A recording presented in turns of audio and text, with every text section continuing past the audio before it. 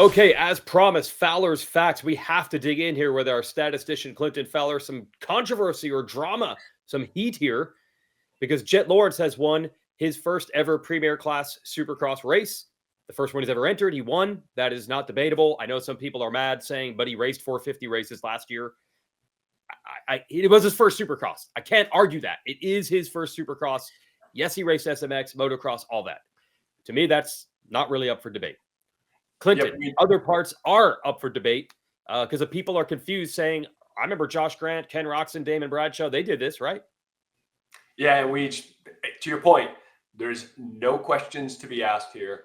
He won in his first race, in his rookie debut.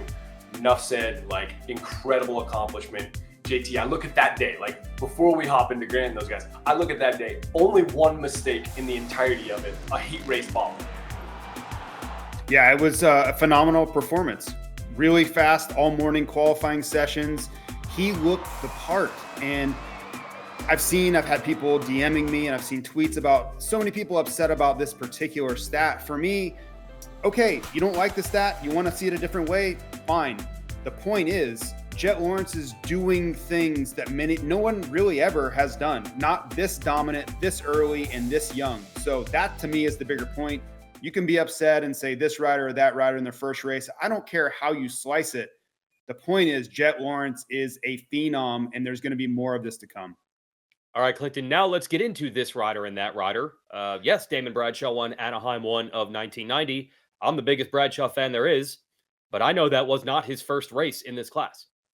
Yeah, he raced he actually raced 2 races before. He raced Anaheim 1 the season before, but didn't make the main event. Yeah, he hurt himself in the heat race, I think, yeah. Yep, exactly. And then he raced San Diego. And so it technically was his second or third race for Damon Bradshaw. Then you got a guy like Josh Grant, incredible. He wins A1 in what would be his rookie year. But he had raced in Seattle in the year before, in 2008, and he got 6th place in the Premier Class. And you can't ignore Ken Roczen, who ever talented. He won his rookie year A1 debut, but it was his 3rd Premier Class race. He had actually raced 2 years prior in Seattle and got 2nd, which is absolutely amazing. Those guys, along with guys like Justin Marchi, who won in his 2nd race, Sebastian Tortelli, who won in his 2nd race, those guys, they won in, impressive fashion, but it wasn't the same as Jett, or you can argue it wasn't the same as Jett first race, rookie debut. JT, those guys jumped in and got a little seasoning on 450s first. Just talk about that process. We don't see it as much anymore. Off coast 250 or 125 riders trying the big class. Yeah, there seems to be a lot more structure to it, especially when you're talking about a guy like Damon Bradshaw at 16 and 17 years old. I just think that the motorcycles are a big factor there too. We're talking about factory 450s that have so much more power than a 250 in the late 80s did. And I think that's a big factor. You're asking a young rider to handle a motorcycle like that. So will we ever see a 16-year-old come in and win in the Premier Class or anything close to that? Probably not. I just don't think the sport is necessarily set up that way anymore. But to see Jett do it at 20 years old and be this dominant, I don't know that we'll see that again anytime soon either. Yeah, it's a hard comparison to make. Bradshaw got 3rd at that San Diego race in 89. I mean, we're talking 5 months after he was racing Loretta Lynn's. He got on the Premier Class podium. I'm not saying that's not better than Jett. It just isn't winning in his first race.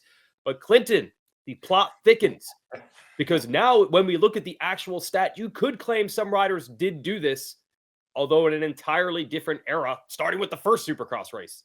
Yeah, Marty Tripes won. It was his first. Yeah, there's 3 riders that fall into that category, right? You got Marty Tripes, as you said.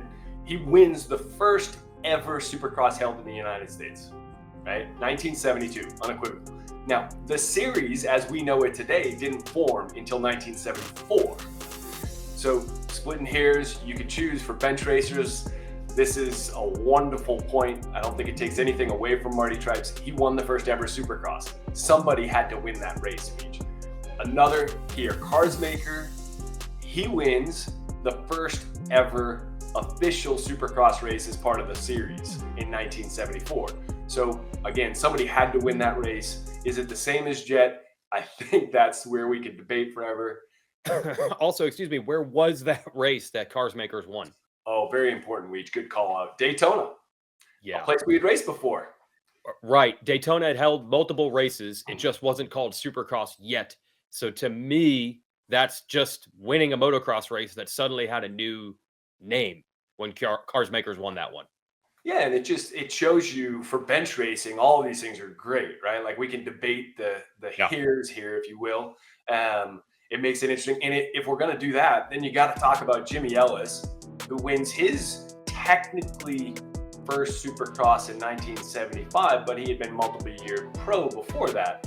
And you could argue he had the first undefeated season ever because he won all 4 races of that Supercross series. So you want to get into bench racing just even more. And JT, I think this is where we say, hey, it's bench racing. There's no agenda here. It's really just talking about how great of an accomplishment all of these guys have had.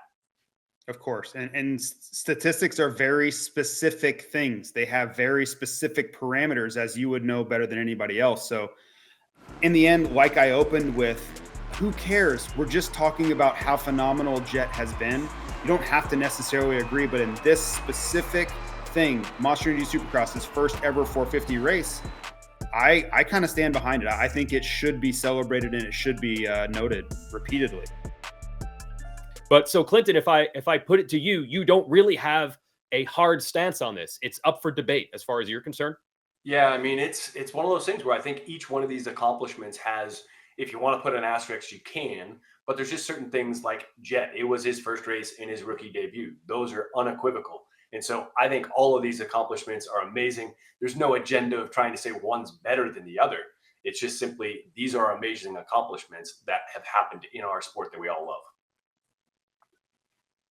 Yep. Yeah. So credit to Cars Makers, Tripes, and Ellis.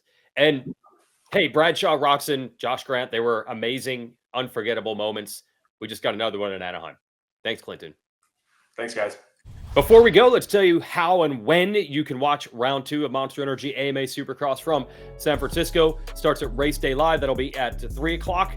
And then 8:30 Eastern will be the race show, which will air exclusively on Peacock and the SMX Video Pass outside of the United States. But there will be a re-air on television at 2 Eastern Sunday on NBC. So that'll be awesome for the sport. Hi folks, Lee Diffie from NBC Sports here. If you truly enjoyed what you just watched, you can get more news, interviews, and highlights by subscribing to the Motorsports on NBC YouTube page. You can get it all, so go for it.